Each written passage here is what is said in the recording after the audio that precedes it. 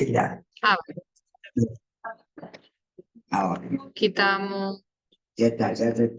Ahora se está grabando. Sí, lo que pasa es que como quito, espérate. Ya está, no toques más. No, para quitar la pantalla Ya compartida. está. Ah, Le doy a solamente un duplicado y tiene ambas pantallas deberían no, ser. ahora sí. Ahora sí. Lo hacemos así directamente. Para empezar a hablar, si compartes la pantalla. Vale, no, me puedo directamente, como si me puedo ir y levantar hasta allí, no hay ningún problema, Sí. porque me la voy pasando. Lo que voy a comprobar Aquí tienes el es. micrófono que está hablando. Le di en el micrófono, ¿no? Sí. No sé cómo llegó, mira. Si yo le diera a Ahora está presentar, compartida. Ya está. es para comprobar si me va. Kilómetros y medio, creo que decía.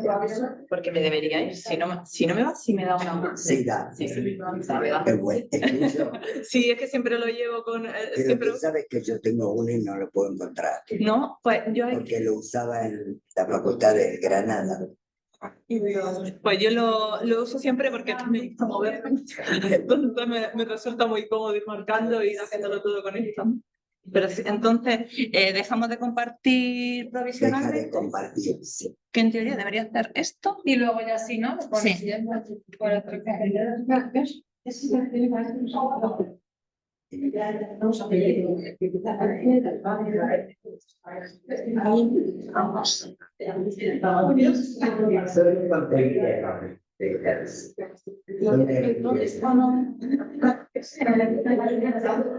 Lo que tengo que intentar es no tocarme el pelo. ¿Qué esa va a ser?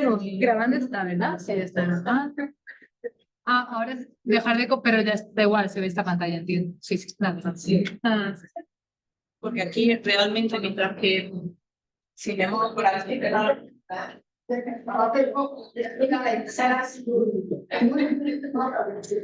mira, dale.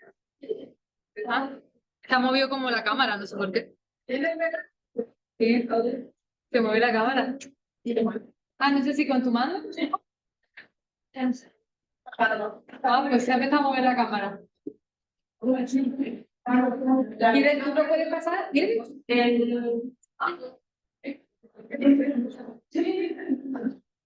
Bueno, sí, Pues que tampoco. Si te sientas aquí, uy, ahora estás tú. Ahora está bien. porque a lo mejor va a producir un complemento de. ¿Quieres empezar aquí? Sí, Presentas aquí y ya pasas allí y te pongo la pantalla. No, pero como decía el compartir y ya voy a poner esto en silencio porque luego empezará a sonar.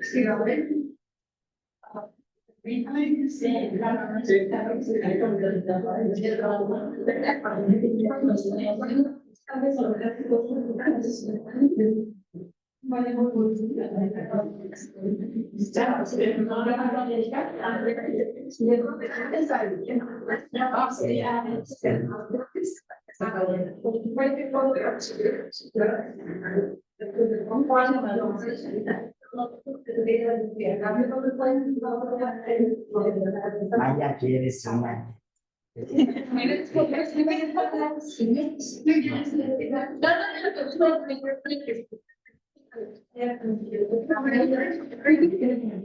No, pero normalmente no.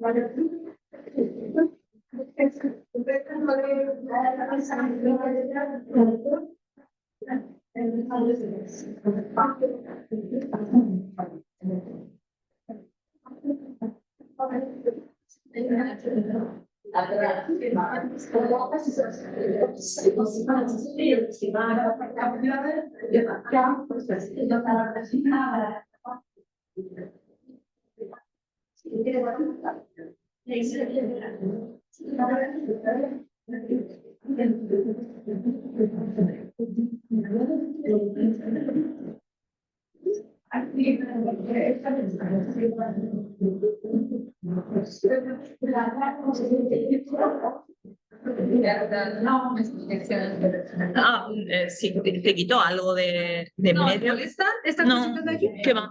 Yo lo voy a meter aquí. Sí,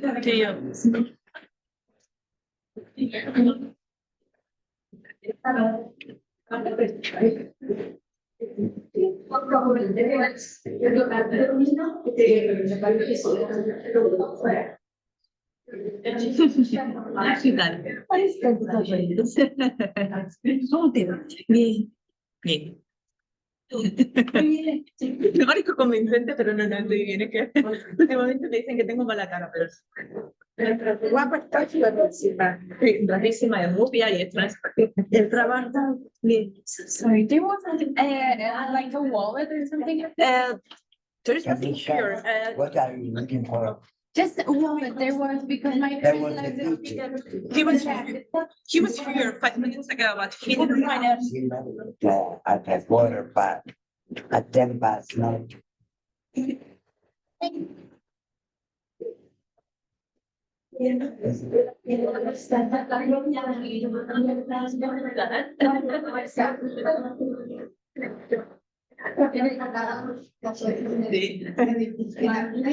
Sí, todo.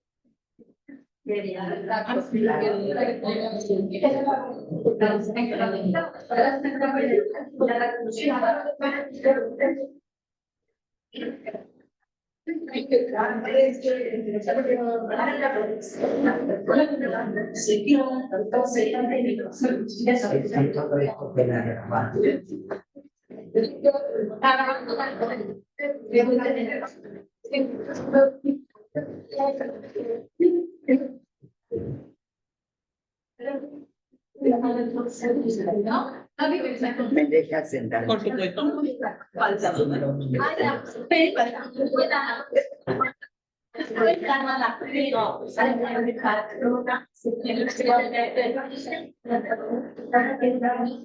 tardes.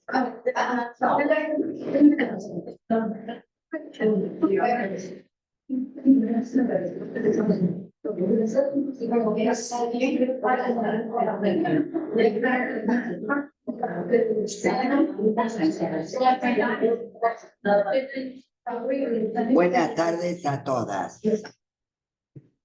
Siendo las 7:20.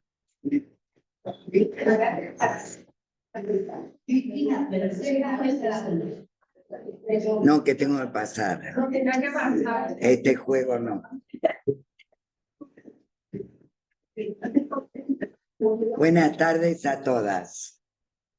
Para que nos acostumbremos, chicas, vamos a tratar de empezar ahora yo, porque a veces terminamos muy tarde y a muchas de nosotras no nos gusta conducir de noche. Así que, siendo 7:25, vamos a empezar. Primero de todo, quiero darles la bienvenida a todas vosotras, porque como sabéis, nos encontramos aquí porque vamos a tener un gran taller. Jessica, ya sabemos quién es. Quiero agradecer que participéis, porque sabéis, uy, mi teléfono, que es el que no puse en silencio. Porque sabéis que lo que podamos juntar servirá para becas, que es nuestro programa estrella. Chicas, os pido un favor. Nosotros grabamos para poder mandar luego las comunicaciones. Si en la mitad hablamos, eso se queda grabado y no se entienden las grabaciones de los profes.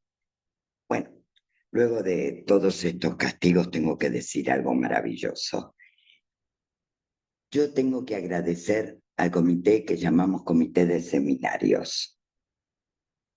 Sabéis que Maísa, que está por ahí atrás, Maísa, Carvilla y nuestra eterna Cristina,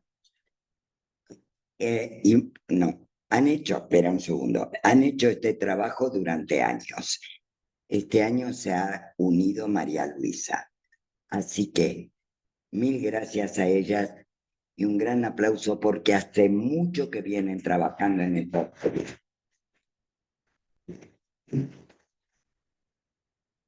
Y como lo que corresponde es lo que corresponde, gracias a vosotras por estar y le dejo la palabra a Cristina, que va a presentar a Jessica.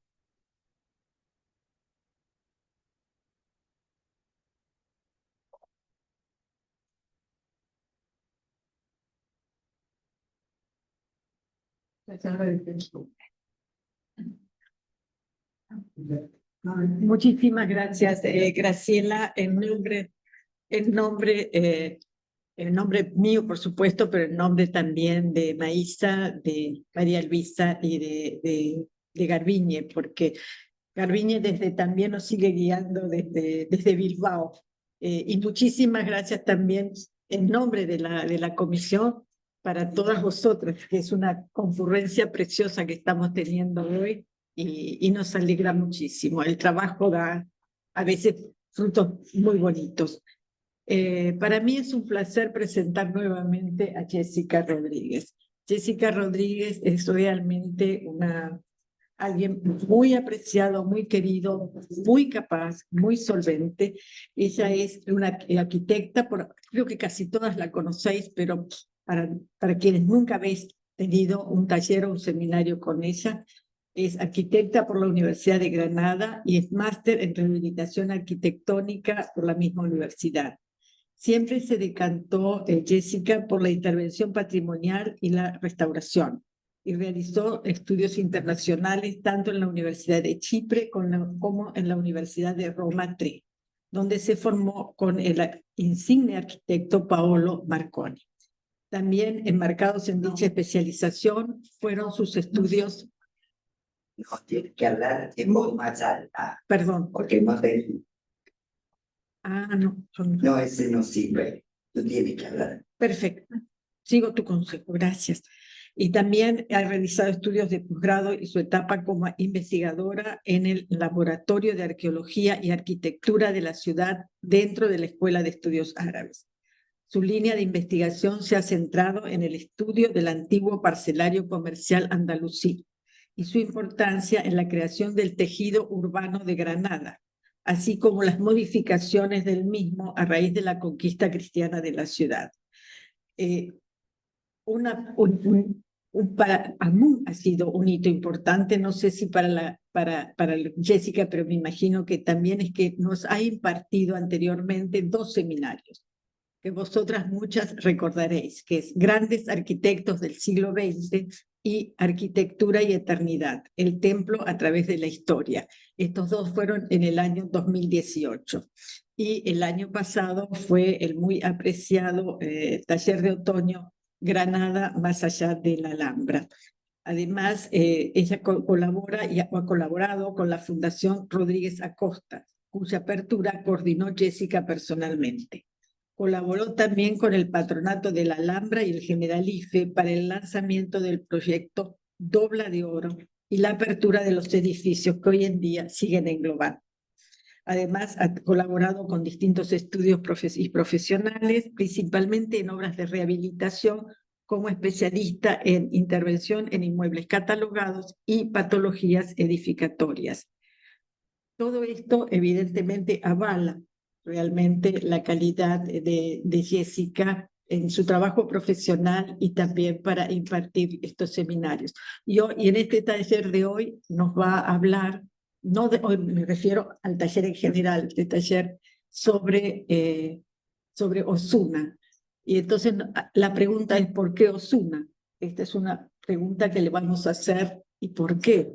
Una de las tantas ciudades de Andalucía, que ella nos va a mostrar sus misterios. ¿Por qué se va a hablar del mecenazgo y por qué se va a hablar de este cambio de paradigma, de alguna manera, de la cultura del poder a la cultura propiamente dicha?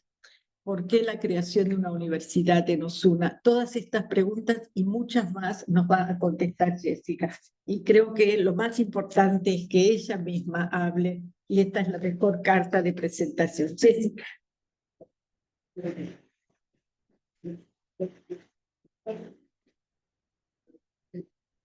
No sé si empiezo desde aquí o... Desde donde quieras. Obviamente, siempre en exceso los elogio y siempre me pongo colorada cada vez que vengo. Casi todos nos conocemos. A los que no he podido saludar personalmente, me alegro muchísimo de veros a todas. Y bueno, bienvenidas una vez más al taller de otoño, este año 2025. Y muchísimas gracias por estar aquí, porque obviamente lo principal es esa aportación y esa ayuda para las becas de Amun. Vamos a hablar de Osuna, como ha dicho Cristina, y bueno, vamos a empezar con la presentación porque yo tiendo a hablar mucho, a adelantarme, así que la presentación también me frena un poquito. Cualquier duda que se tenga, cualquier pregunta, a mí me gusta mucho hablar, entonces paradme, me conocéis muchas, paradme en cualquier momento que no hay ningún problema y cualquier duda la podemos ir viendo. Espero poder resolverla, obviamente, y espero sobre todo que disfrutéis del taller.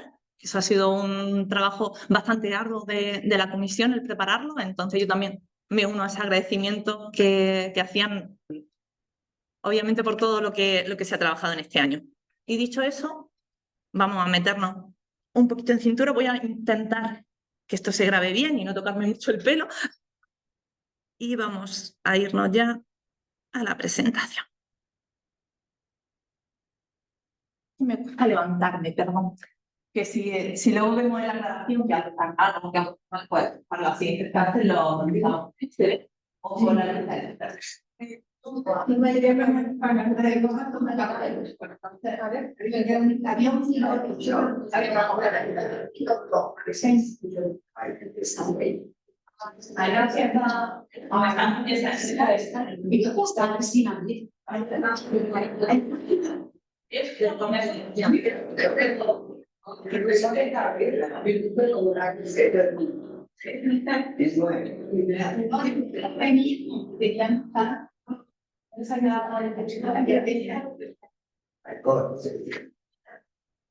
Si hablo, voy a intentar hablar alto, pero si no se escucha o algo así, lo mismo, por favor, decídmelo y intentamos. Pues, bueno, el título ya lo conocemos, pues una estructura de poder, y como ha dicho Cristina, vamos a basar este taller de otoño en una ciudad que tenemos aquí al lado, en la provincia de Sevilla, y que a pesar de ser bastante importante, es una gran desconocida. Nosotros vamos a organizar el taller, al igual que se hizo el año pasado, 3 clases aquí, clases teóricas, y una visita guiada, una visita cultural a esa ciudad de Osuna, un poco como colofón de este taller, porque a fin de cuentas, como mejor se dice las cosas viéndola y es como más se disfrutan. Entonces, pues, terminaremos como parte de lo que veamos en el taller, viéndolo aquí en vivo. Y hoy empezamos la primera clase, el despertar intelectual del medievo al renacimiento, que parece muy denso, pero eso intento hacer un poquito menos denso. Tampoco puedo decir mucho porque el periodo es complejo, pero sobre todo vamos a responder a la pregunta que ha lanzado antes Cristina. ¿Por qué Osuna? Cuando nos estuvimos planteando qué hacer para este taller, qué ciudad elegir, porque la idea era hacer algo similar a los de años anteriores, pues, dentro de lo que fue el marco teórico, Osuna la hemos elegido por 3 razones.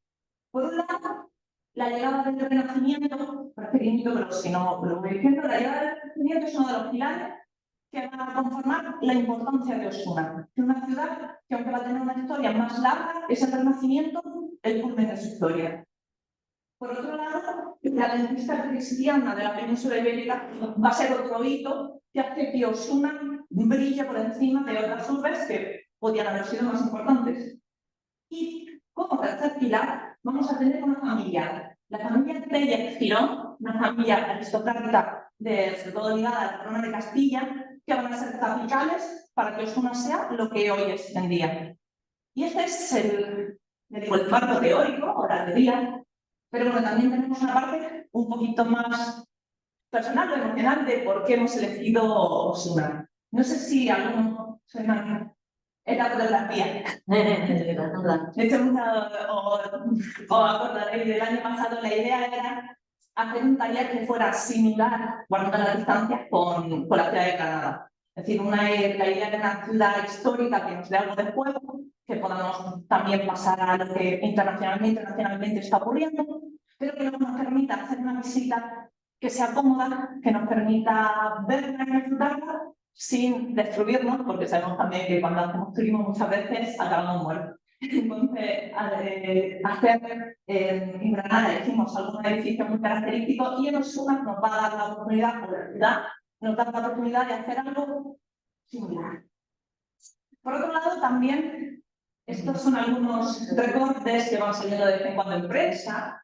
Creo que desde el año 2002 o 2003, que es la calle más bonita de Europa. La UNESCO dice que es la calle más bonita de Europa. Hay que coger muchas de las cosas que vemos en prensa, hay que cogerlas con pinzas. Eso también lo voy diciendo porque siempre, sobre todo en prensa, hay que alabar las cosas. Eso sí que es una calle preciosa que vamos a ver, es la calle San Pedro, ahora se lo tienen todos estos recortes de prensa. Y no está otorgada de manera oficial, es más bien oficiosa, podríamos decir, porque no es patrimonio mundial. Pero sí es cierto que es una de las calles que la UNESCO ha reconocido como mejor ejemplo de un patrimonio, debido a que es una calle donde tiene un gran número de casas palaciegas, de monasterios, entonces, para ser un espacio muy reducido y una gran concentración de patrimonios. Entonces, una ciudad que esté aquí cerquita y que tenga tanta chicha, podemos decir, era un buen atractivo para darle un cambio de taller. Y bueno, no solamente esa calle, también podemos ver algunas De nuevo, la Petra de Andalucía. Osuna también es famosa por cantera, por algunas intervenciones modernas que se han hecho. Por lo tanto, seguimos con esa parte un poco a lo sentimental o a lo interesante. Y por último, pues también estuvimos hablando de algo que pudiera sonar, y es sobre todo la importancia que ha tenido esta ciudad últimamente como un poco como centro de filmaciones cinematográficas. En este caso, no sé si la conocen, ha sido una serie muy famosa, con un gran boom internacional hace unos años, el Juego de Tronos, que se rodó parcialmente una parte en Osuna. También Calas de Franco se rodó allí en el año 2001, entonces es una ciudad que ha tenido bastante, que ha tenido bastante importancia y por lo tanto nos da bastante juego a la hora de hablar de ella. Entonces, por estas razones, pues por las que al final, entre todo el patrimonio que tenemos cerquita de Andalucía, que por suerte es bastante rico, pues nos decantamos por la ciudad de Osuna. Y bueno, vamos a meternos ya un poquito en materia, en esos tres pilares teóricos que hablaba antes de esa importancia de Osuna. Y realmente vamos a empezar bastante lejos de Osuna, porque de aquí nos vamos a ir a Italia. Hemos llegado a un punto muy específico, pero hay que hablar del Renacimiento, porque aunque nazca aquí, todo lo que pasa aquí, al final va a ser lo que haga que Osuna sea lo que es.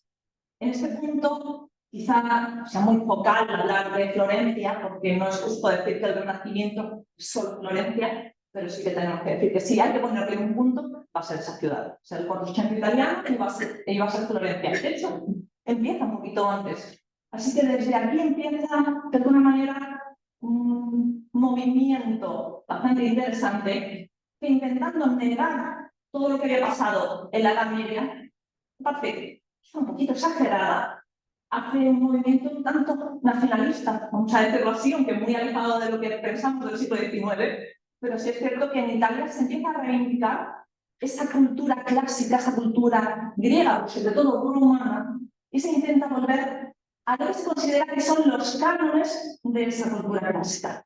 Y ese es ese despertar intelectual, ese humanismo que empieza a extenderse desde este punto neurálgico, desde esa zona de Toscana hasta el resto de Europa. Posteriormente, realmente va a saltar más allá, pero tenemos que pensar eso, que Europa, esto es el nacimiento o la llegada del Renacimiento, supone un cambio brutal en todos los sentidos, porque se niega prácticamente los 1000 años que han pasado antes. Yo digo que no es justo porque sí que se impone, sobre todo por muchos teóricos italianos, una visión muy negativa de la Edad Media. No es tampoco justa, eso tenemos que reconocerla. La idea de denostar pues, las artes como el gótico, o pensar que la Edad Media, que al fin de cuentas son 1000 años de historia, reducirla a periodos muy concretos, tampoco digo, sería muy justo si vemos lo que es toda la historia. Pero ese momento se hace para reivindicar, como digo, esa cultura que se considera diametralmente opuesta a lo que estaba ocurriendo. ¿En qué se van a basar? Pues sobre todo en modelos muy antropocéntricos. El hombre va a empezar a estar en el centro de todo y como tal ese humanismo va a cambiar la idea de relacionarse o de relacionar la sociedad y el mundo con la cultura, con el arte, con el saber. Y ya no solamente tenemos ese punto que hablábamos de Italia o cómo se va desarrollando con los alrededores, es que tenemos algo maravilloso que es la creación o la invención de la imprenta. Realmente la imprenta, bueno, había habido amanos antes, pero Gutenberg crea un modelo muy bueno de imprenta que permite que todo ese saber que se va haciendo se expanda de manera que antes nunca se habían hecho. Y el saber circula, se mueve. Ya no solamente se mueven las personas, sino que se mueven los escritos, se mueven los tratados, y eso va a ser bastante importante para que este movimiento, que originalmente podría haber sido algo muy pequeño, muy localizado, se expanda por toda Europa y obviamente posteriormente da el salto a América. Si es cierto que este taller voy a hablar mucho de Europa. Es que nos gusta mucho mirarnos el ombligo a los europeos y en este sentido lo siento, pero en esta parte la vamos a tener que hablar un poquito más. Pero como digo, es este despertar intelectual que no viene de Italia, con esos nuevos tratados, con ese nuevo arte, porque principalmente es un estilo o es un periodo muy visual, la escultura, la pintura y todos esos tratados que se van moviendo y que van haciendo que esos incunables que había originalmente se conviertan en algo a la mano de no todo el mundo, obviamente, pero sí de quien no podía hacerlo originalmente, pues nos van a permitir que en muy poquito tiempo todo esto se expanda. Estoy hablando de expansión. ¿Por qué? Porque como decía antes, hemos partido de aquí y vamos a llegar por todo el continente, vamos a llegar hasta aquí. Y para eso, mientras que la Edad Media necesitaba pues, bastantes siglos, en unas décadas lo vamos a conseguir en el Renacimiento. Este despertar intelectual, ¿de dónde nos viene? Como decía antes, no tenemos que ser tan negativos o pensar tan mal de la Edad Media, porque se nos vende muy mal, con una página muy gris o como muy fuera de la cultura, y no es cierto. Aunque también tenemos que reconocer que hay una parte muy bella, muy visual, cuando pensamos en esos incunables, en esos monasterios, en esa escuela monástica, donde los copistas hacen esas copias de los antiguos clásicos. Sí es cierto que el saber principal durante la Edad Media lo tenía la Iglesia y estaba principalmente en catedrales y monasterios. Y ese es el germen de lo que luego a la cultura renacentista o a la universidad, que en el fondo es a lo que vamos. Esa, obviamente, imagino que conocen los fotogramas, la película El nombre de la rosa de Chacarón. Y la idea es eso, pasar de este mundo cerrado, o que se considera más cerrado, a una apertura. Y para eso se empiezan a crear las universidades. Y seamos sinceros, no es algo tan extraño encontrárselo en la Edad Media. No tenemos solo, aunque el germen fueran las escuelas monarcales y las escuelas catedralicias, no vamos a tener solo eso. Las universidades ya empiezan a existir en la Edad Media, lo que pasa es que en el Renacimiento se adaptan y se modifican y mutan de maneras que en siglos anteriores ni se habían imaginado.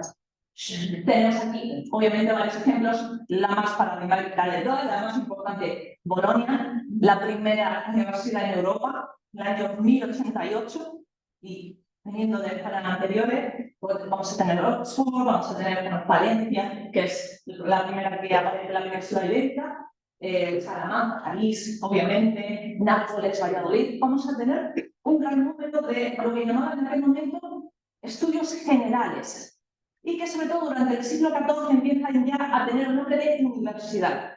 De hecho, hasta ese siglo XIV, hasta el siglo XV, hasta el 1400, Europa tiene 52 universidades, que parece, es un buen número. Eso sí, pongo aquí, porque luego hablaré de alguna de ellas, 29 son elegidas por iniciativa papal. El resto no. Y eso va a ser bastante importante y bastante interesante cuando hablemos de Osuna. Hablamos así. Por un lado, tenía que hablar del Renacimiento, pero por otro lado, había dicho que Osuna coge importancia o es importante desde el punto de vista histórico por un momento concreto, y es, bueno, un periodo largo, perdón, que es la conquista cristiana de la península ibérica. Porque esta es la zona del, probablemente es el sur de Andalucía, no la tenemos aquí, y aunque este plano o este mapa, que perdón por la calidad, porque he intentado buscarlo con otra mayor y no lo he encontrado el original, esto estamos hablando de 1400, pero en el 1200 esa frontera estaba aquí. Osuna es un pueblo o una de las ciudades frontera durante siglos entre el reino de Castilla y el reino nazarí de Granada, el reino posterior del nazarí de Granada, es decir, la última frontera del dominio islámico en la península. Osuna es una de ellas. Entonces, durante un periodo bastante importante de la historia de la península, Osuna va a ser un punto clave porque es ese punto de defensa. Obviamente, esto como decía, la salida o la terminación del periodo islámico en España cambia completamente lo que es la cultura en sobre todo en esta región. Y lo que antes había sido durante siglos una zona de frontera, una zona de guerra, una zona de armas, se queda como una hoja en blanco para hacer lo que se quiera. Porque si algo es importante, eso de hecho fui muy machacona el año pasado en el taller de Granada, si algo es interesante es que el Renacimiento cala muy, muy bien, aquí sobre todo en el sur peninsular, porque como no se tenía una tradición fuerte medieval, porque se había durante siglos, estuvo cambiando todo, pudieron asimilarlo de una manera rapidísima. Y Osuna, al igual que pasó, obviamente Granada es el último punto, pero Osuna te pasa algo similar. Esto es un poco una generalidad de la historia de Osuna, muy, muy general. Esto ya hablaremos en la clase tercera, un poco más bastante más en detalle, pero por hacernos una idea, cuando voy a estar hablando de la ciudad, vamos a conocerla un poquito. Osuna realmente es un asentamiento bastante antiguo, data del primer milenio de Cristo y tiene bastantes restos, tiene una necrópolis y aunque tiene cierta fama, de hecho el nombre es Urso, porque según las leyendas es una zona donde bajaban osos a beber y por eso la idea del oso siempre ha estado en esa ciudad, aunque tiene cierta importancia, va a ser en periodo romano donde sí que adquiere una importancia capital.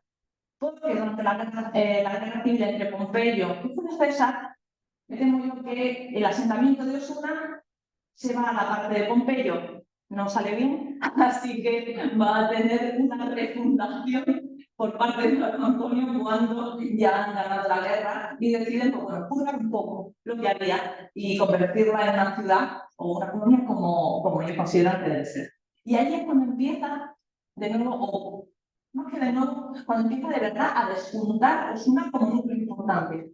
¿Qué es lo que pasa? Que cuando a la terminación del Imperio Romano, sobre todo cuando llegan esas mal llamadas hordas bárbaras, suevos, vándalos, gotis y godos, se produce una destrucción de la ciudad. Ese asentamiento desaparece. Seguramente se quedarían algunas poblaciones, pero muy, muy esporádicas y no ya ese núcleo como ciudad se olvida. En época almorávide y en época islámica vuelven a utilizar la ciudad porque, como muchas otras, ahora veremos un poquito de la geografía de cómo se asienta Osuna, de una parte alta y luego una parte baja. Siempre que hay una ciudad con una parte alta, es fácil defenderla. Entonces, en periodos que sean complejos como estos, siempre es bueno tener un sitio donde poder fortalecerse.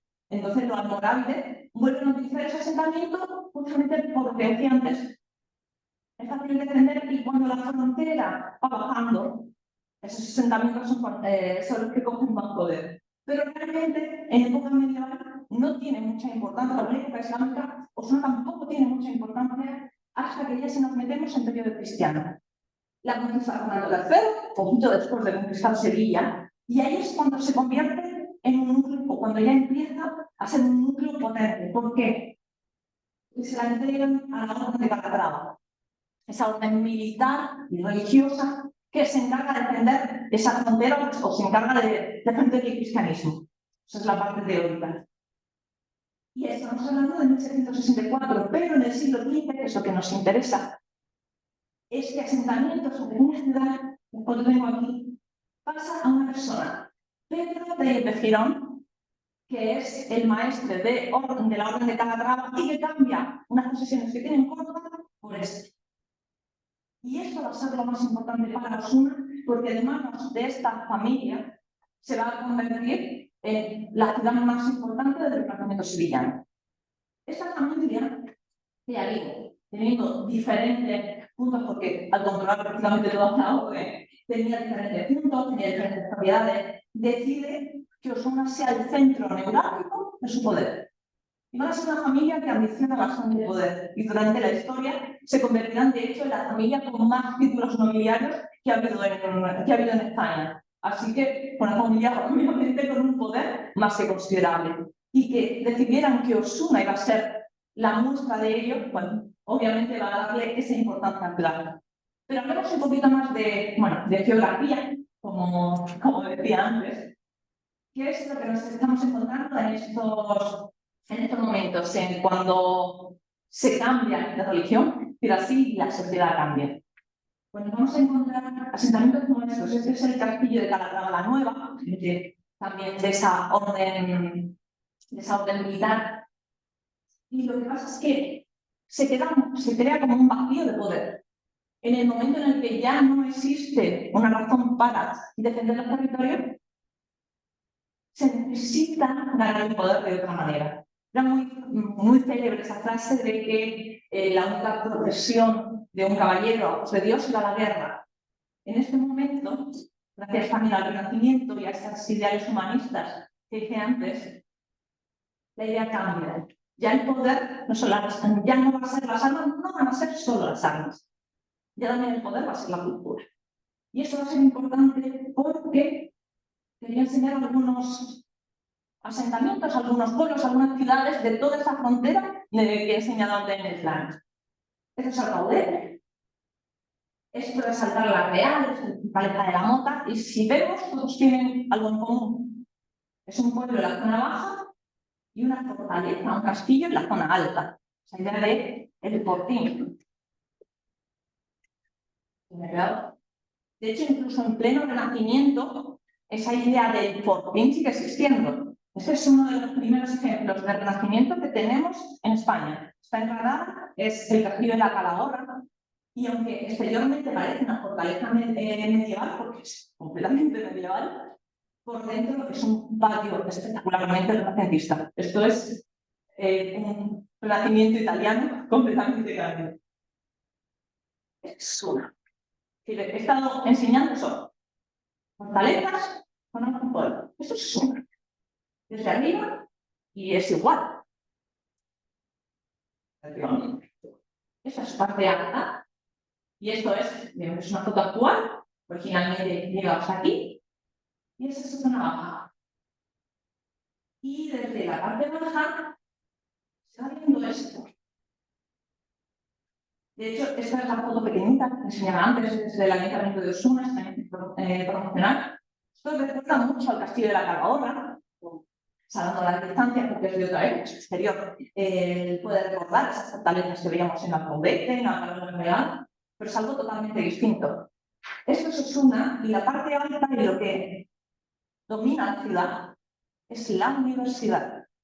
Este es el cambio mayor de paradigma que vamos a tener. Ya no es una fortaleza, ya no es un lugar donde hacer la guerra, sino es un lugar donde hacer la cultura, donde nace el saber. Y eso es bastante importante y siendo también como una asociación universitaria, pues nos parecía interesante poder hablar de ello.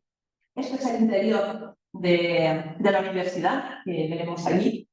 Como decía antes, lo mismo que pasaba en la Calahorra, tenemos una imagen exterior de fortaleza prácticamente, pero en el interior tenemos esa delicadeza de la arquitectura renacentista, esas columnas que parecen volar, esos patios que quieren flotar y que obviamente chocan un poco con la idea, al menos en España, que se tenía una arquitectura más pesada a la hora de hablar de época medieval. Y vamos a terminar este primer resumen con 3 puntos de la península. Primero me fui a la Toscana, luego me he ido a la frontera, ahora me voy a estos 3. Son Ureña, Belmonte y nuestra Osuna, también que tiene que aparecer. Aparecen estos 3 puntos porque ahora voy a hablar de la familia Tellez-Girón, que ese es el tercer gran pilar que hace que Osuna sea lo que es, o que sea lo suficientemente importante para merecer al menos un taller de llamo.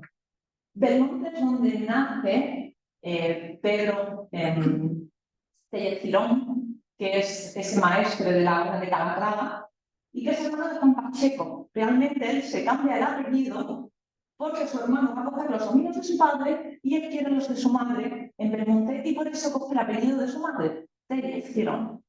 Por eso es el cambio, pero realmente estamos hablando de la misma familia. Estamos hablando de una familia que está completamente pegada a la corona de Castilla. Primero el que fue hermano mayor de Isabel la Católica y luego, y a partir de ahí, han ido acompañando a todos los reyes, tanto castellanos como luego de la corona española, cuando se titularon. Pues él nace en Belmonte, posesión, como decía, de su madre y que él hereda.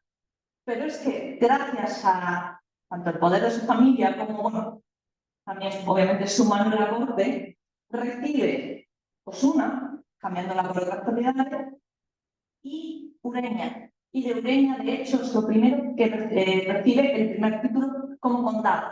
Esa familia se convierte en los primeros condes de Ureña. y posteriormente se convertirán en duques de Osuna, que será, como digo, lo que haga que esa ciudad emerja como un punto focal donde todas las ciudades de la corte quieren tener un palacio, donde muchísimos se trasladan y donde se crea un punto de cultura para adaptarse a esos nuevos tiempos. Este es el escudo de la familia y sí que tenemos que decir que es el estandarte de su poder. Es lo bueno de haber cambiado ese paradigma en el Renacimiento y ya, aunque es una familia que adquirió poder gracias a la guerra, porque obviamente su defensa de los reyes castellanos, su defensa también de haber sabido elegir bien el bando, seamos sinceros, le dio mucho poder. Una vez que lo consiguen, obviamente la idea es mantenerlo y no mantenerlo con mayor, siempre se hace, pero sobre todo mantenerlo mediante esos elementos, mediante sobre todo un enorme mecenazgo que haga que la sede de su poder, que es el ducado de Osuna, brille. Sí, van a tener posesiones por toda España, pero como digo, Osuna obviamente va a ser el centro de todo.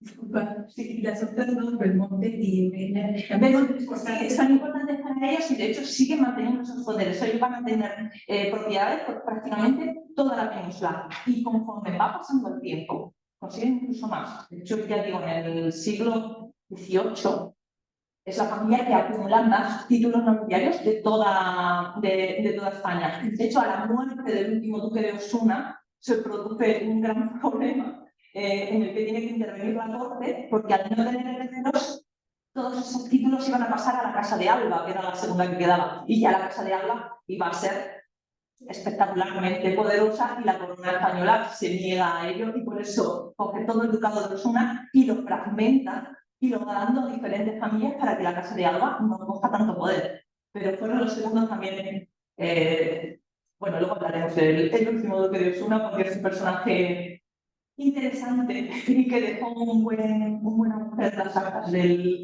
Estado. Tenía una vida pues, muy fastuosa y bueno, también es un personaje bastante interesante a nivel europeo. Posesiones en Nápoles, sobre todo, también mucha relación con Rusia. Es una familia que se va a saber relacionar muy bien y que elige ese pequeño pueblecito sevillano que no tendría por qué tener nada especial para que sea la sede o el centro de ese poder. Y bueno, de ellos vamos a ver diferentes edificios en Osuna, obviamente el que se considera arquitectónicamente el mejor es la Colegiata, que es donde ellos además están enterrados, se la hacen para gloria suya, para ser, seamos sinceros. Pero lo que es el protagonismo dentro de lo que cabe, como decía antes, se lo van a dar a la universidad. Esta familia entiende muy pronto que las cosas han cambiado y que antes que una fortaleza es mucho mejor poner una universidad que obviamente va a llevar su nombre durante los siglos. Y hablando de universidad, pues vamos a ver cómo estaba ese despertar intelectual del que hablaba la primera clase. No sé si, bueno, sí he tenido que poner el nombre, efectivamente, sigamos el nombre. Bueno, el 1088. ¿Qué ocurre con esa universidad? Te decía que existían por Europa. ¿Qué está pasando con ellas? ¿Por qué Osuna elige una universidad? ¿Y por qué va a ser importante que Osuna elija una universidad? Pues por lo que pasa en todos estos lugares. Primero, obviamente, Bolonia, tengo que mencionarla, aunque no va a ser el centro, pero es la universidad más antigua que tenemos en Europa. En el año 1088, que es algo espectacular, porque la mayoría de ellas no empiezan a desarrollarse hasta al menos 150 años, 200 años después. Así que son un ejemplo muy peculiar de cómo una ciudad se convierte, o cómo una universidad se convierte en el centro de una ciudad. Y en Bolonia ocurrió. Sobre todo en Bolonia fue muy importante la escuela de Derecho, de lo que pasa medio históricamente, pero ha tenido una historia convulsa. Y como decía antes, era algo bastante habitual en época medieval, bastante habitual en época renacentista y bastante habitual hasta nuestros días. Es el que controla el saber, controla el poder. Y eso Bolonia también lo ha sufrido. Sí es cierto que al igual que va a pasar en Osuna y al igual que pasa en otras ciudades, en Bolonia va a haber una familia de Jan que son grandes mecenas y grandes pues, sostenedores de la universidad, pero una universidad que originalmente es lo que tiene más lo que es muy interesante del caso de Bolonia, es que desde su origen fue un centro casi de peregrinación. Es un centro internacional donde acuden profesores y alumnos de toda Europa a formarse. Y eso no empieza a verse bien en algunas épocas y se corta. De hecho, luego hablaremos de una universidad que va a valerse de todos esos problemas que va a tener Bolonia. Porque realmente, aunque Bolonia se tiene que adaptar en periodo renacentista, Bolonia ya es una gran institución, prácticamente desde el medievo. Sin embargo, hay otras que sí que hacen un cambio respiratorio. Una de ellas es, obviamente, Lovaina, que aunque es fundada en 1425, podemos considerarla como la gran universidad europea del Renacimiento, sobre todo porque, ya digo, en un primer momento también viene de un estudio general, como las otras, tiene las mismas materias, podemos decir. Cuando llega el siglo XVI, vamos a encontrarnos a tres nombres, sobre todo, como nombre, que es Erasmo de Córdoba. Aquí nos vamos a encontrar con el núcleo del pensamiento renacentista.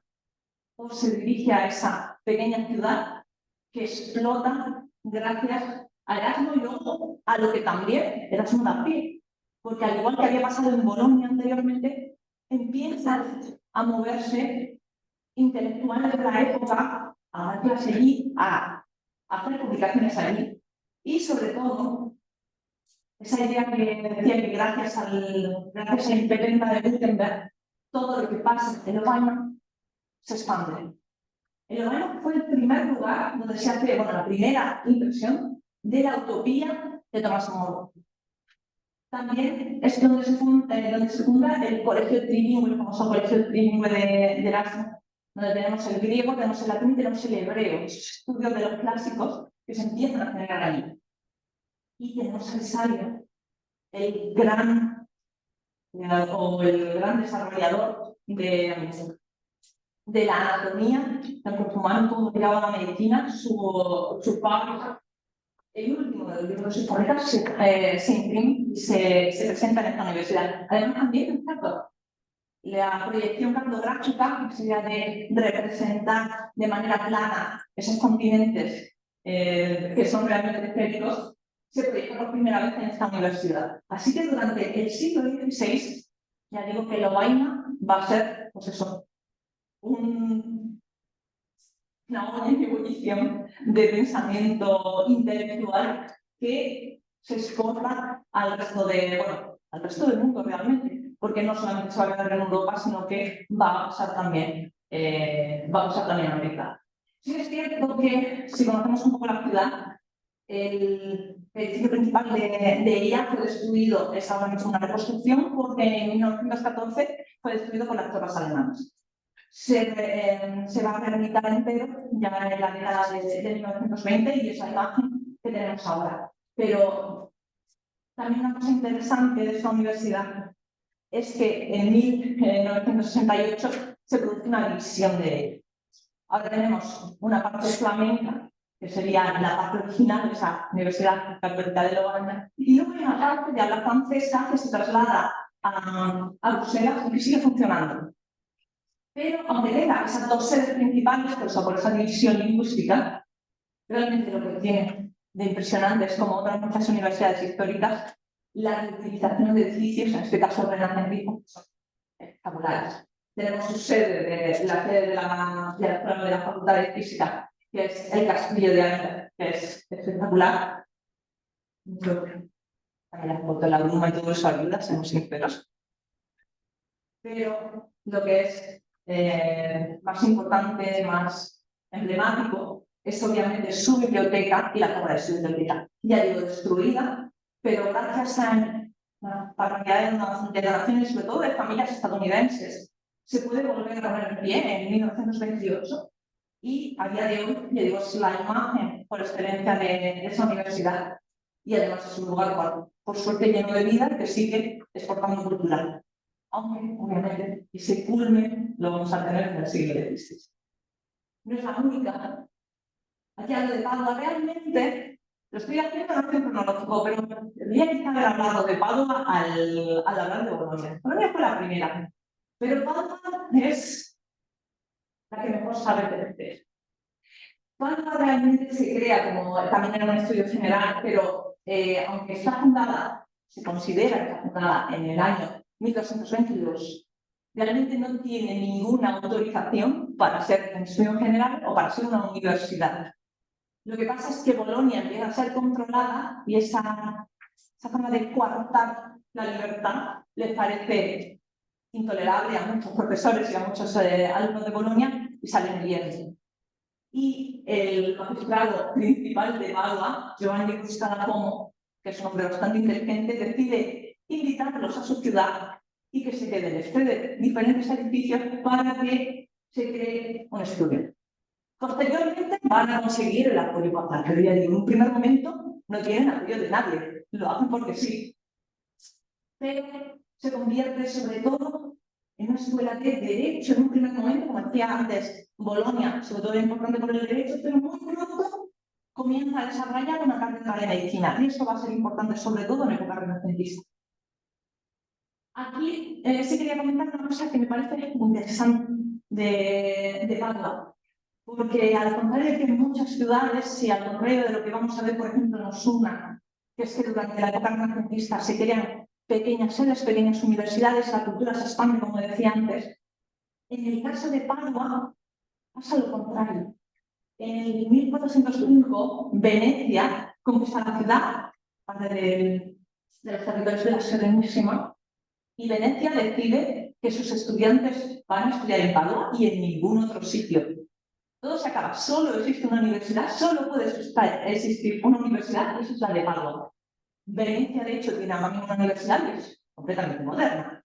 Verona tenía un estudio general en época medieval y lo cancelan. Nunca adquiere el título de universidad hasta ya época moderna, o sea, posteriormente a la caída del poder veneciano. Así que hasta el siglo XIX prácticamente no vamos a tener más universidades en toda esta zona de Italia, por deseos expresos de Venecia, de tener una universidad con la idea de que fuera tan importante que ninguna otra le hiciera sombra. Y eso es peculiar cuando ya digo lo que intentan hacer la mayor parte sobre todo de las familias y de los papas durante todo ese periodo, era crear muchos centros justamente para dar importancia a la cultura. Pero bueno, volviendo a lo que es la universidad, obviamente si estoy hablando de Padua porque lo más importante va a ser la reforma que se haga de la universidad y el pleno Renacimiento. ¿Qué pasa en Padua? Pues que al igual que nos pasaba en Lovaina, vamos a tener nombres propios con bastante. Nicolás Copérnico fue uno de los estudiantes y desarrolladores de todo su trabajo allí. Vesalio empieza a publicar sus fábricas a lecciones de anatomía, ese tratado de anatomía lo empieza a publicar aquí, aunque luego termina en las universidades.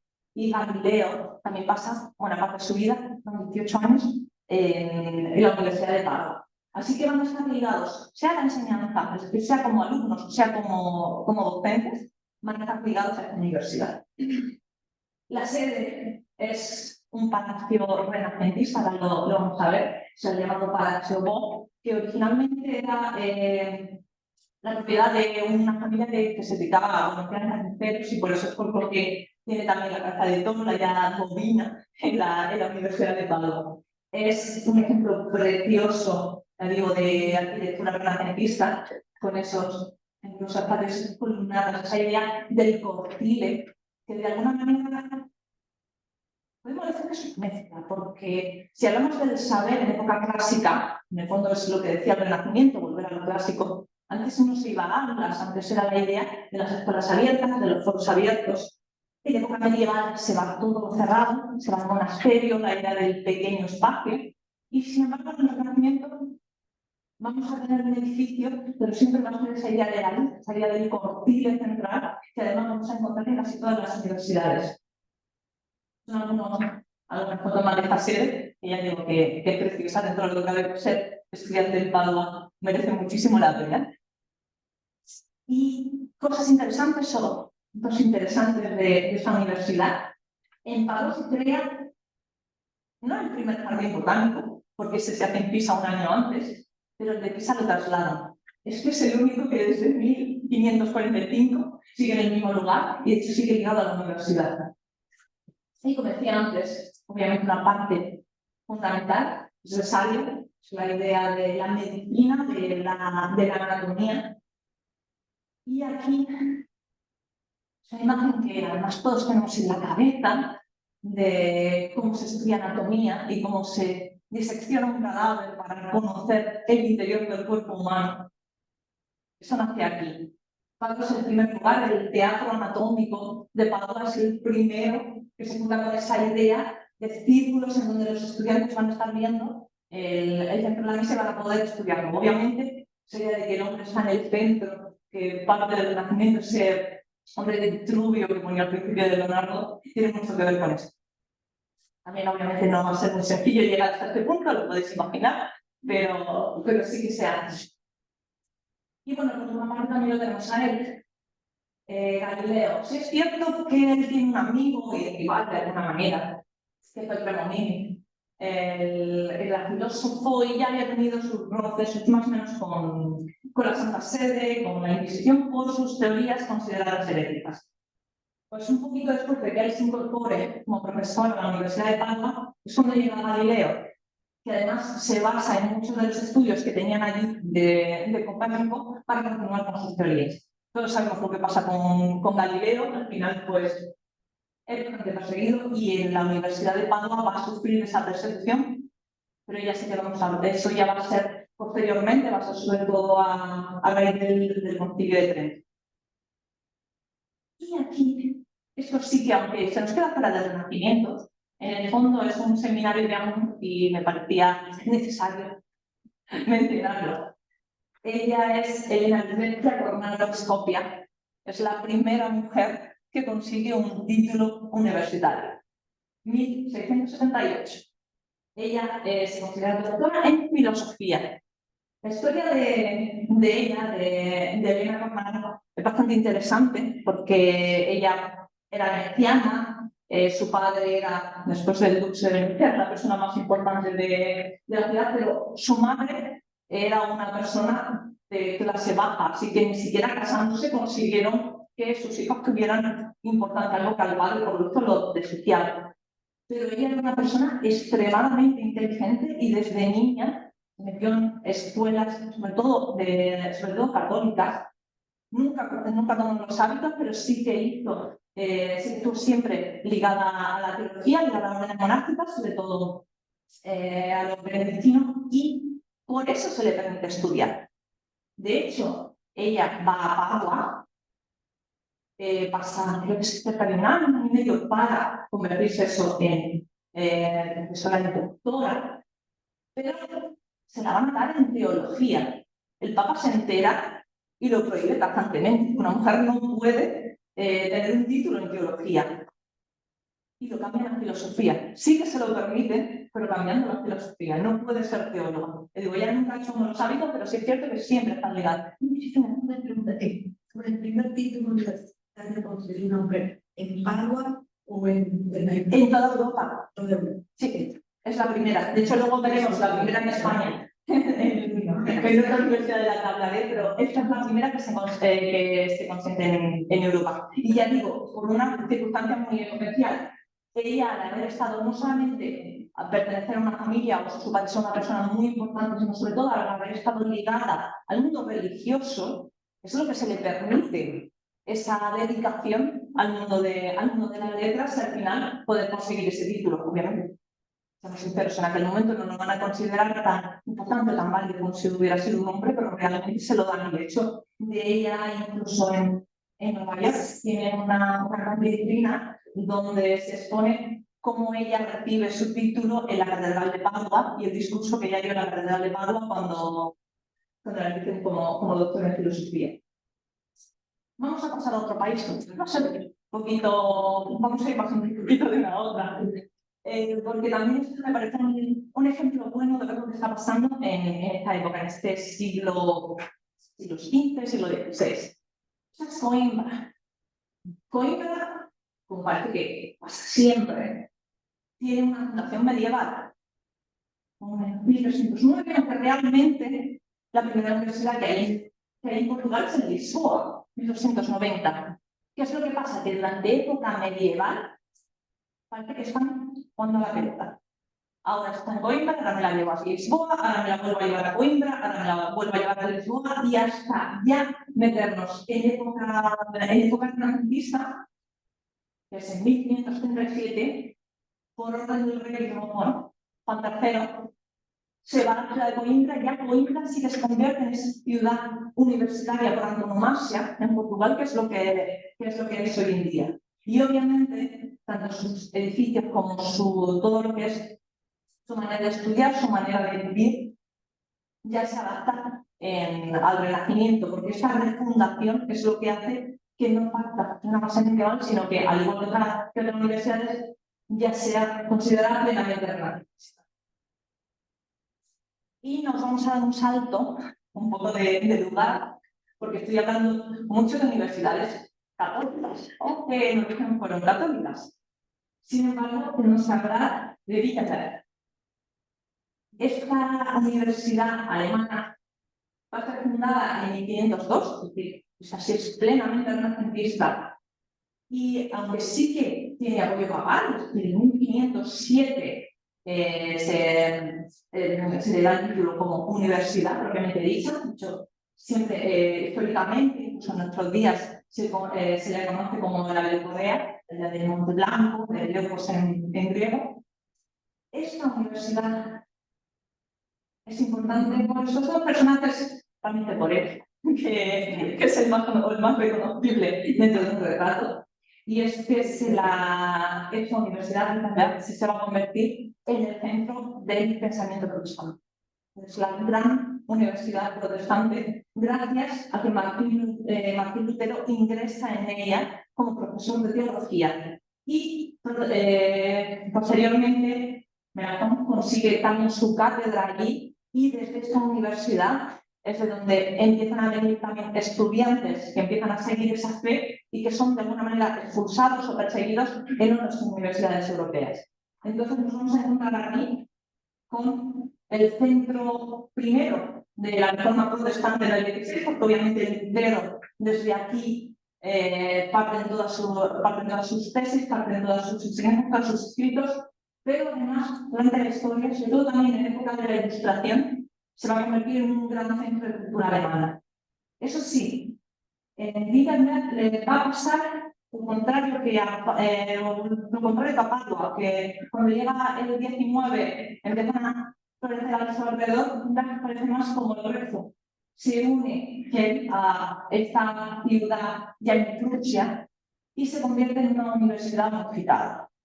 Y Wittenberg, que históricamente era la sede más importante por esa historia con Lutero, deja o pasa a un segundo plano. De hecho, va a ser gracias o a partir de 1994 que vuelve a coger más poder o más presencia por la Fundación Leucorea, haciéndose el nombre histórico de su fundación, y ahora mismo dentro de la universidad es más un centro de conferencias, incluso el lugar de alojamiento de profesores, de invitados dentro de la universidad. Pero pues se unificaron las dos sedes en estas dos ciudades para convertirse en una mayor, que es algo que sí que va a ocurrir durante el siglo XIX. Y de hecho una de las últimas que vamos a ver, imagino que es un poquito más conocida, o bueno, todas son conocidas, pero esta nos toca más de cerca, que es Alcalá.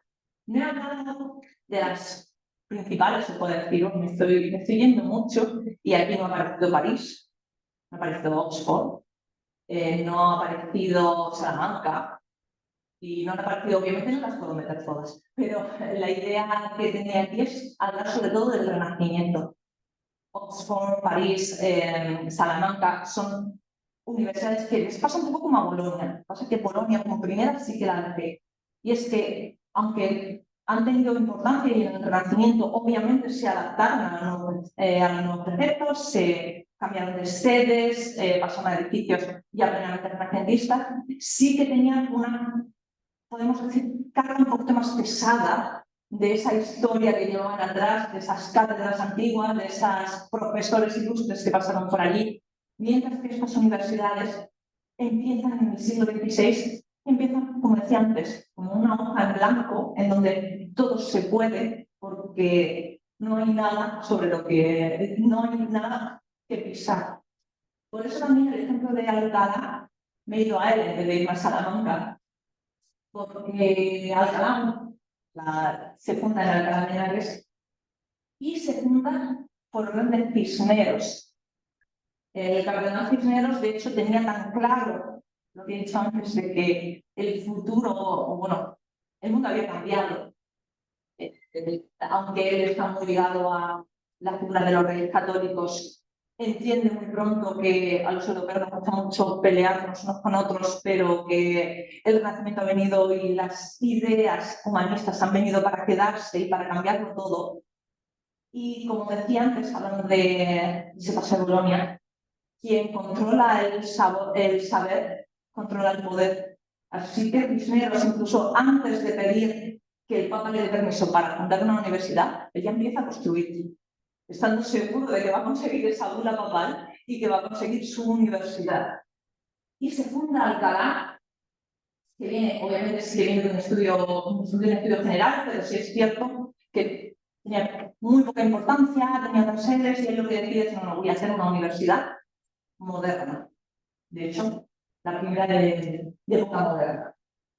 Tenía estudios en arte, filosofía, teología, derecho y como aquí, medicina. También clínicamente, hemos hablado de tiempo, le dan muchísima importancia a la anatomía, a los estudios anatómicos, al estudio de la medicina. Cuando en esta bula de Alejandro VI para crear o que permite la fundación de la Universidad de Alcalá, se le da permiso para ello. Esto está. Medicina no aparece por ningún sitio. Se fuera como quien no tiene la cosa y se empieza a estudiar también. Ya digo, tiene personajes en la historia que ven más allá y que se dan cuenta de dónde va a estar el futuro. Y en este caso le pasa a los Cisneros. Dio una oportunidad para fomentar la participación de la sociedad y para abrir el poder o para crear otro tipo de estamento de poder. Y ligarlo, obviamente, o seguir ligándolo a la religión, porque no nos olvidemos esto, la mayoría de estas universidades, como hemos dicho, tienen relación con la religión. No solamente porque se estudie teología, que era algo que les tenían que permitir, sino porque también estás estudiando el derecho canónico y la parte de los profesores van a estar ligados a la vida religiosa.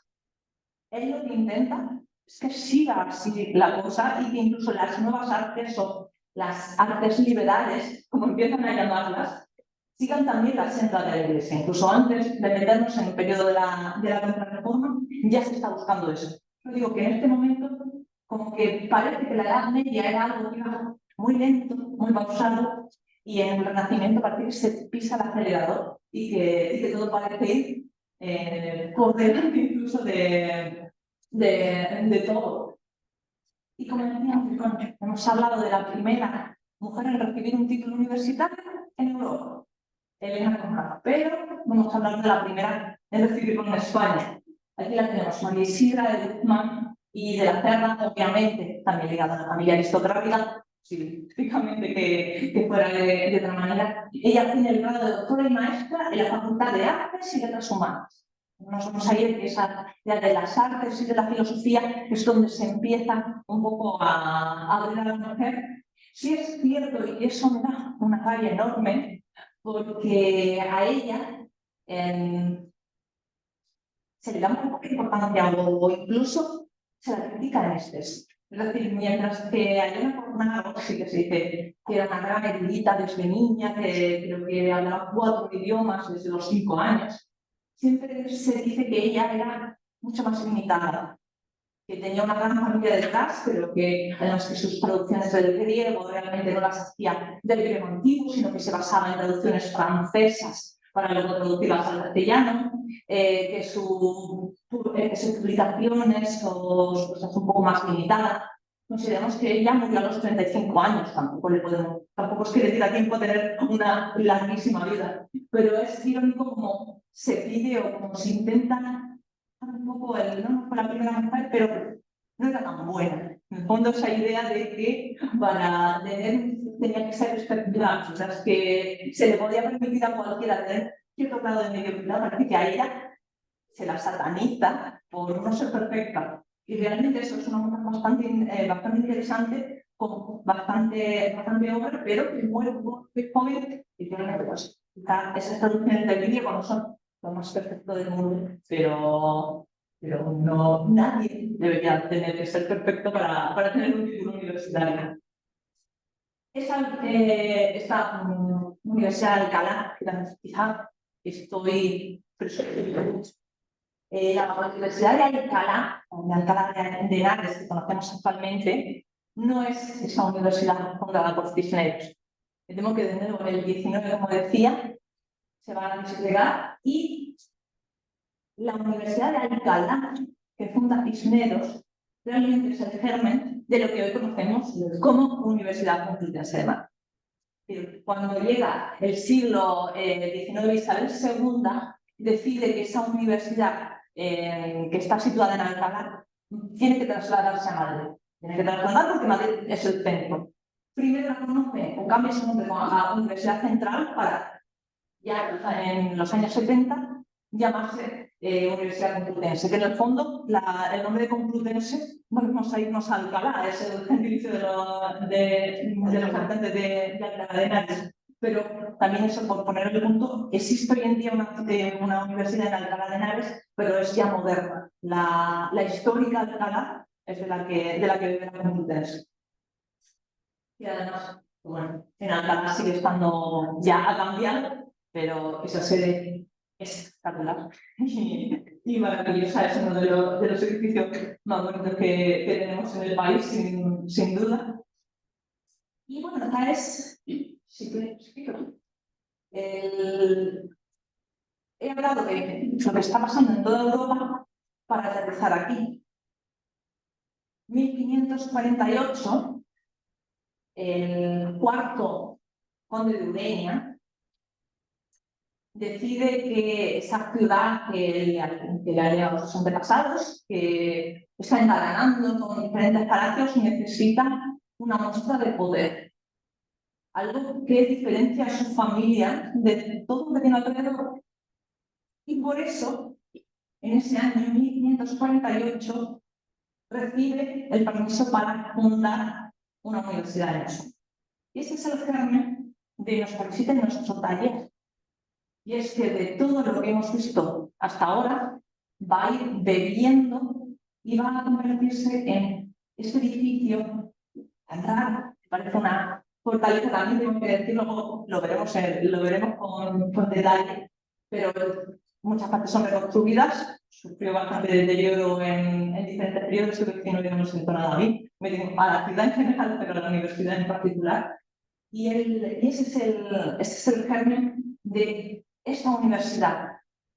Ya si es plenamente renacentista, ya si se va a ir a esos preceptos completamente humanistas y sobre todo va a ir con la idea de mecenazgo y de una familia poderosa.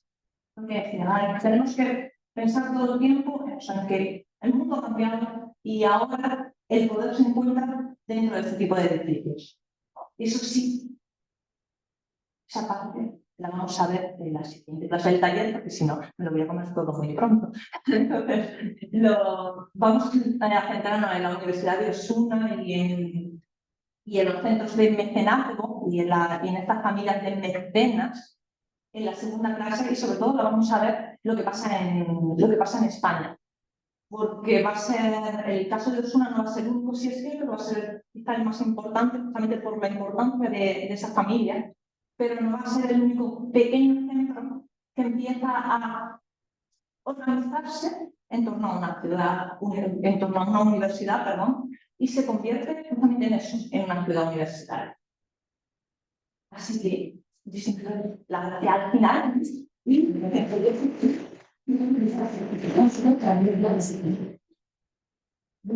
Siempre empiezo pues muy acelerada también para dejar algo de tiempo porque quería que me preguntaran cosas. También el primer, o siempre me pasa a mí, que la primera clase no sé, la organizo, pero todavía no sé muy bien cómo va a ir el resto del taller. Entonces, esta es mi parte de pedir ayuda y pedir colaboración y también decir si hay algo que os haya llamado la atención, especialmente de ese primer resumen que he hecho para la idea de incorporarlo a la siguiente clase. Entonces, ahora voy a dejar un poco de hablar tanto y si alguien quiere comentar algo, yo te doy la palabra, de cualquier tipo de comentario, pregunta, duda, yo estoy abierta a ello.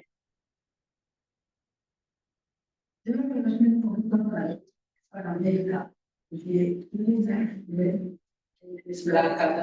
porque perdón, no sé, en dando para América, para América hubo universidades fundadas antes del siglo XX. Sí, no, tengo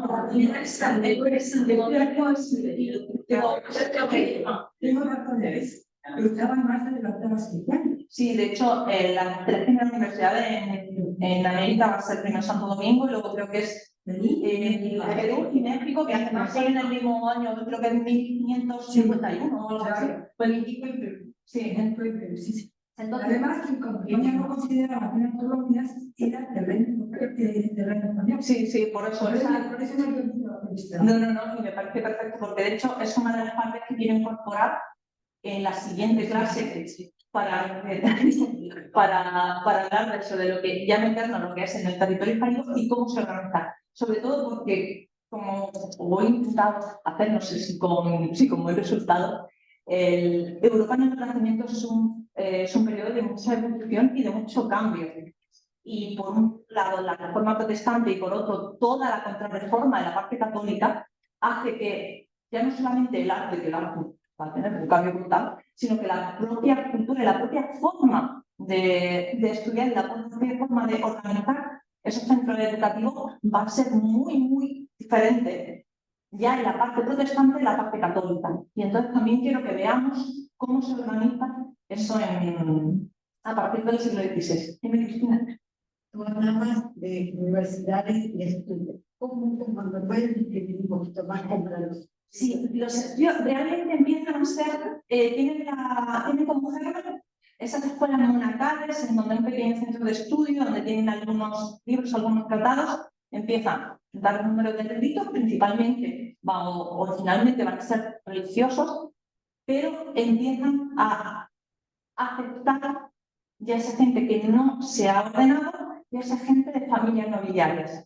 También la idea de que también tenemos todos en la cabeza del segundo hijo, ahí se había muchos segundos hijos, incluso muchos primeros, que necesitan una cultura y que necesitan una educación. Además, conforme va pasando el tiempo en la Edad Media, que la pensamos siempre de manera muy oscura, sí que es un periodo de cultura y la corte empieza a necesitar de gente que tenga una serie de cultura y los reyes, y sobre todo eso, la alta nobleza y los reyes empiezan a rodear de ese tipo de personas. Entonces empiezan a ver la importancia de tener una cultura, de tener un conocimiento tanto de escritura, de oratoria, de gramática, de prácticamente de todo, ya no solamente sino también para lo que pueden hacer en la corte o cómo pueden acercarse, sobre todo eso, a las figuras monárquicas en ese momento. Entonces se empiezan a fundar esos pequeños estudios generales que ya no solamente son pensados para religiosos, sino que son pensados también para esa clase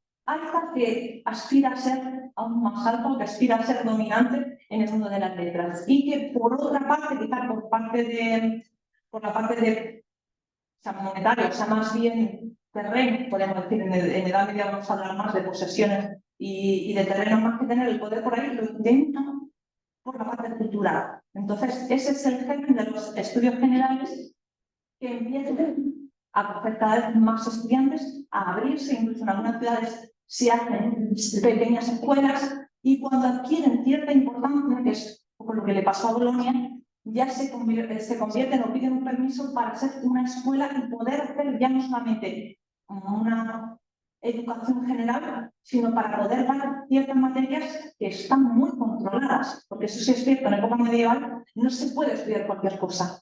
el acceso a ciertos textos y el acceso a cierta información está restringido. Entonces, por ejemplo, un ejemplo muy claro es el permiso para poder estudiar teología fuera de lo que es una escuela catedralicia. Ese lo consiguen muy pocos. Y de hecho son de los primeros que reciben el título de universidad. Entonces, no todos los estudios generales van a pasar a ser universidades, muchos sí, pero algunos se van a quedar porque pierden importancia, porque sí es cierto que esos centros, que eran 52 en época medieval, son tantos. Lo que hacen al final es coger importancia y los estudiantes se van a ellos, porque si quieres adquirir cultura te vas al sitio donde más vas a encontrar. También al tener eso, unas posibilidades ilimitadas en cuanto a libros, a bibliografía principalmente, hace que no se pueda repartir por todo el territorio. La imprenta hace que en época medieval se cambie y por eso también es el boom de las universidades en este periodo. No sé si he contestado. Nada, pero también había en España había. Sí, estudios generales tenemos en Palencia es el primero, Salamanca, antes que universidad también es estudio general, Valladolid, nos dicho vamos a tener Gerona, Sevilla va a empezar como universidad, igual que Granada, son ya modernas, pero tenemos estudios generales en muchas ciudades y muchos de ellos desarrollan finalmente se convierten en universidades. Entonces, sí, eso sí que es algo habitual en época medieval. Oxford, por ejemplo, empiezan siendo escuelas y empieza siendo un estudio general. De hecho, Oxford siempre se dice que la fundación es del 1096, estamos hablando de eso de muy cercano a Bolonia, pero es una fecha también un poquito más oficiosa porque se sabe que existen esas escuelas, pero todavía no tienen una unificación. Con París pasa algo parecido. París eran diferentes escuelas catedralicias que al final se acaban unificando y la Sorbona, si nos vamos a una fecha oficial, es 1275, pero se sabe desde mucho antes que acudían estudiantes a París. De hecho, una de las cosas que pasan en Inglaterra es que creo que es cuando se funda Cambridge. No estoy segura, a lo mejor lo estoy equivocando, pero creo que justamente se funda porque se prohíbe que los estudiantes de Gran Bretaña se vayan a París a formarse. Entonces, hay algunas universidades que todavía no tienen el título de universidad, pero ya son lo suficientemente importantes como para atraer estudiantes. Y ahí es cuando empieza esa idea de alguna monarca de, bueno, pues me voy a hacer la mía y así, pues, por un lado, adquiero fama como intelectual y por otro lado, también como decía, controlo lo que se sabe y controlo lo que sabe no el grueso de mi población, pero los que van a estar alrededor mío y los que van a dominar alrededor mío. En época feudal, una tontería, pero eso es bastante importante. O era bastante importante. Y no lo es ahora. Sí, lo sigue siendo. De hecho, una cosa, bueno, ahora mismo todos vemos las noticias, todos vemos cómo está el mundo metido y eso ha sido algo bastante habitual a lo largo de la historia. La universidad o cuando se busca el poder prácticamente absoluto, lo primero en lo que se basa es la universidad, es a intentar ayudar a la universidad, pasado en algunos periodos de manera muy brusca, bibliotecas, el cierre de universidades, en otras veces de forma un poquito más sutil. Ahora mismo, de hecho, creo que esto lo comentábamos, ahora mismo esa prácticamente guerra abierta que hay entre las universidades en Estados Unidos con el presidente Donald Trump. Es otra muestra de eso, del poder de la universidad y el conocimiento pleno que tienen los mandatarios del poder de esas universidades. Entonces, en la idea del control de la universidad es algo que ha estado siempre. Dependiendo del momento, con más o menos libertad, y también los estudiantes y los profesores son los que muchas veces se han rebelado contra y han dado paso a cambios bastante importantes. Todo como ha recordado también París en ese sentido. Así que siempre ha sido eso, como decíamos antes, un centro de poder, el poder universitario, el poder del saber. Es quizá el principal, aunque no lo parezca, aunque se quiera decir que no. Sí, ¿cómo es con la ciencia? Porque el Renacimiento, obviamente, también es la explosión de la ciencia, ¿no? La medicina. esos estudios de ciencias, de investigación, ¿también se lleva a España enseñamiento o sea más en Europa Central? No, se va llegando. De hecho, hay algo que se tiene o que se piensa siempre porque es muy famosa, la idea de la Inquisición española. Pero no tenemos que olvidar que realmente las mayores persecuciones religiosas, de hecho se habla mucho de época medieval y son ya en época moderna, y sobre todo son mucho... Ay, perdón, sí, mejor. Si te pones aquí mejor. Sí, porque se me va viendo, perdón. Mejor. Que lo que me refiero es que sí que llega también a España, sí es cierto que depende del momento y depende del monarca que esté en ese momento, se va a permitir de una manera más libre o de una manera más controlada. Sí es cierto que hay algunos planteamientos que se consideran completamente heréticos y de hecho no solamente en España, sino en toda Europa y en diferentes partes, igual que también la parte protestante, como decía antes, tiene una parte de caza de brujas y caza de herejes muy importante, ya sea en la zona de Alemania, o sea, por ejemplo, en la zona de Estados Unidos, en la primera parte en la zona de Nueva Inglaterra, donde se hace una persecución brutal por parte de los movimientos puritanos, pero en el catolicismo pasa igual, sobre todo eso, cuando hay un enfrentamiento más abierto entre fe. Pasaba algo similar en la Edad Media con las guerras entre Islam y cristianismo. Es decir, cuando quieres enfrentarte a algo culturalmente, lo que haces es poner posiciones muy firmes o muy cerradas para proteger tu fe. Y eso pasa de alguna manera también en esos periodos. Pero, sin embargo, en otros van dejando más apertura.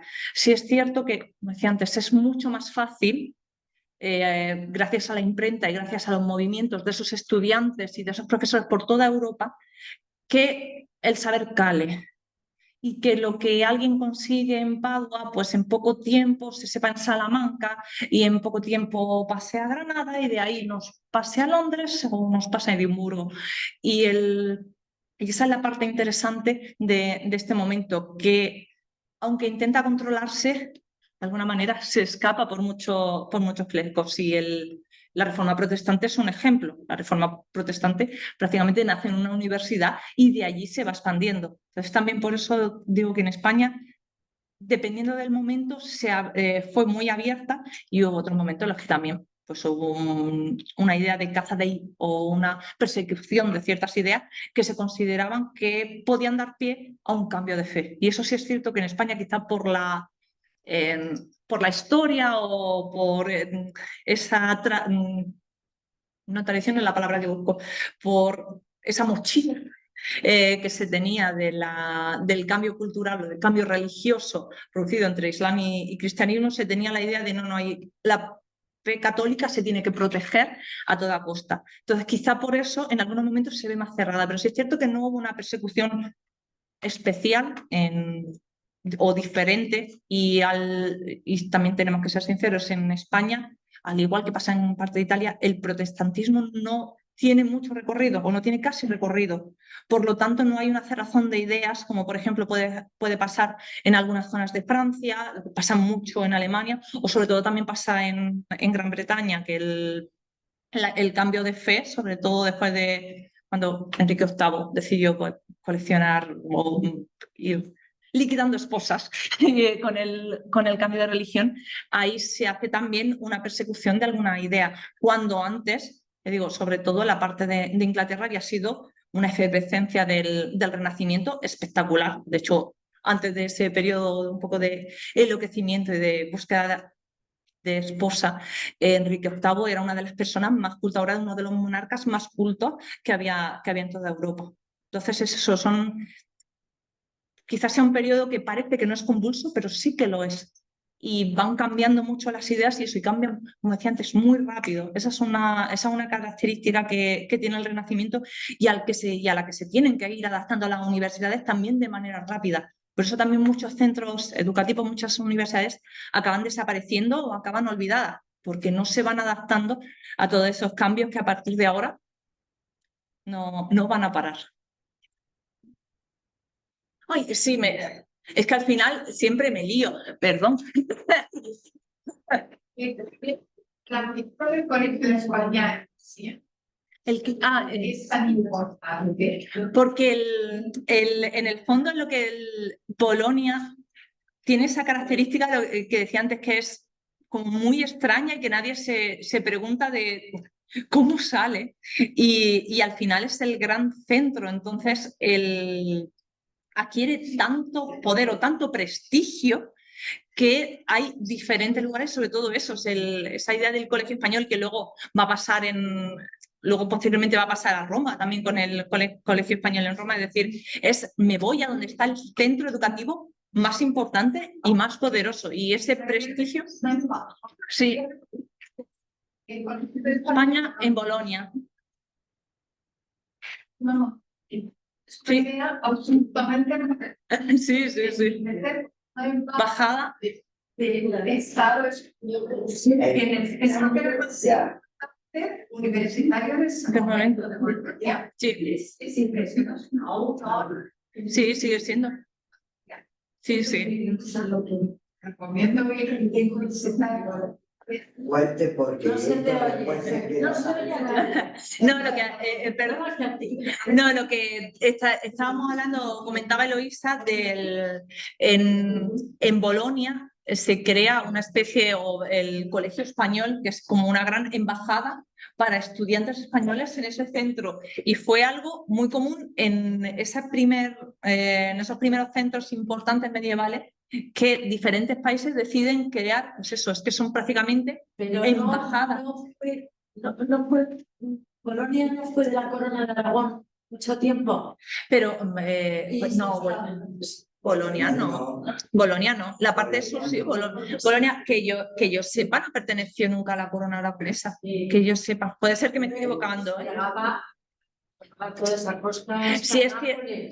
Pero la parte de Sicilia. Sí, la parte de Nápoles y Sicilia sí, pero la parte de Bolonia creo que no. Sí que es cierto que cuando llega Carlos V a Santa claro.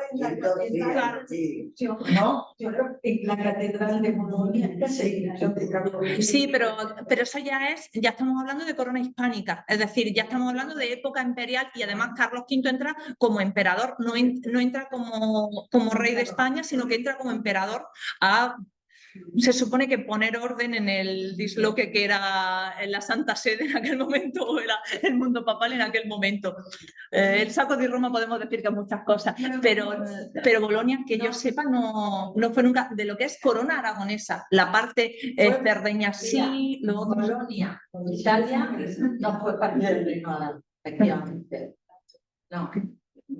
Ya digo que La parte de los estados pontificios, sí, perdona, esto lo acabo de mirar. Colegio de España en Bolonia, por supuesto, se inicia, tiene un centro de formación masculino, efectivamente.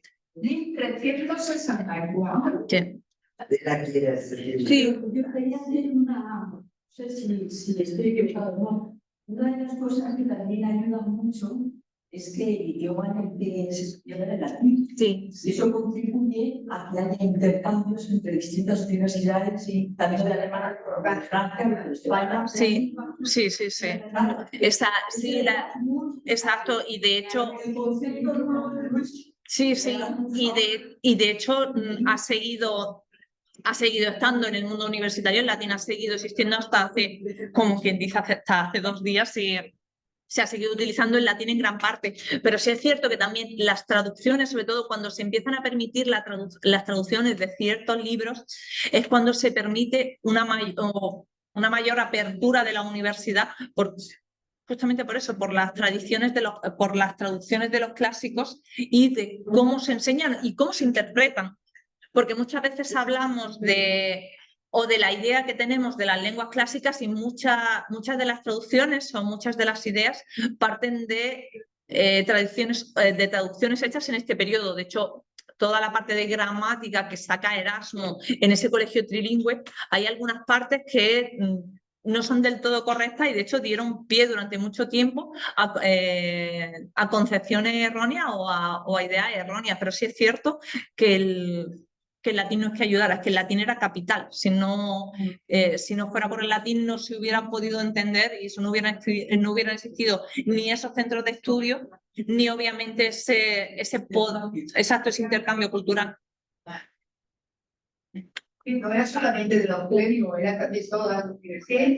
También ese estudio que hoy tienen los alumnos universitarios se llama el campo. Sí, sí.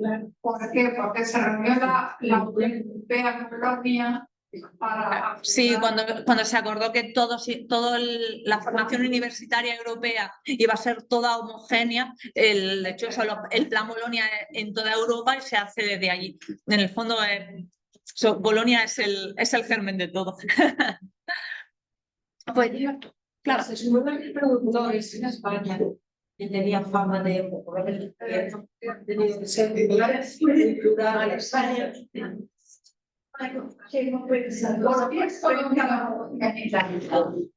Las escuelas de traductores en España, hablando de es cierto.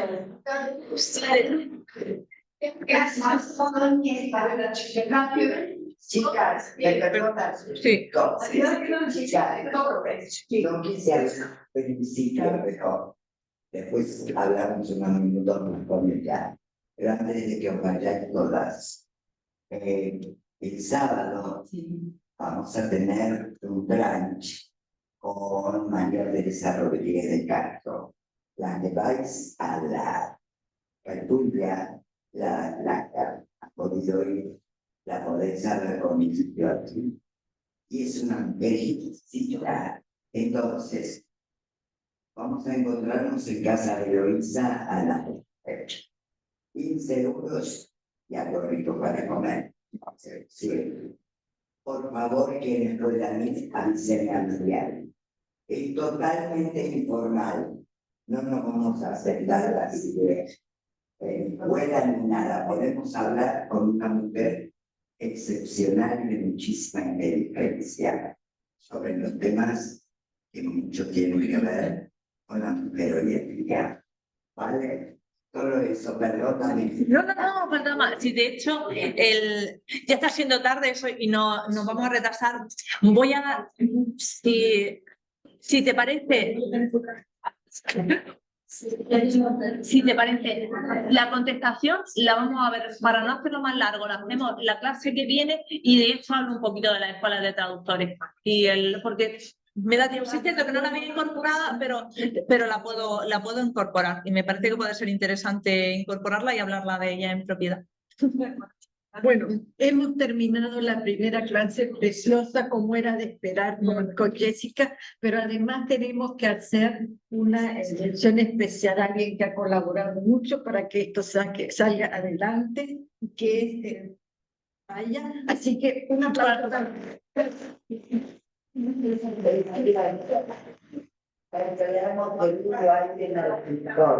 Así que bueno, entonces nos reunimos el próximo jueves, el 23, aquí puntualmente, por favor, porque Jessica viene de Granada y esperemos que le doy aquí, ¿no? Sí. Le doy... ¿Estás seguro que sí? Sí.